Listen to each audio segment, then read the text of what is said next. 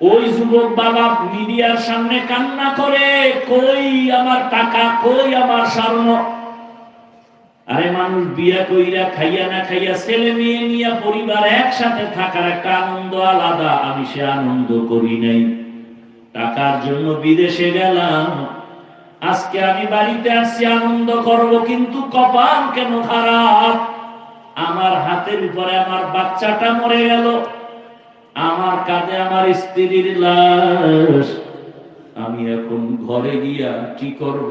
আমার ঘরের বাতি দেওয়ার মানুষটা মরে গেল। ছোট বাচ্চা আমাকে আব্বু বলে যখন ডাক দেয়, কলিজাটা ঠান্ডা হয়ে যায়। আজ আমার হাতের সামনে আমার কলিজার সন্তানটা পর্যন্ত চলে গেল। ও আমার যুবক বাবা, আজকে তুমি ভালো আনন্দে বসে আছো, বয়ান শুনো। জানি না আগামী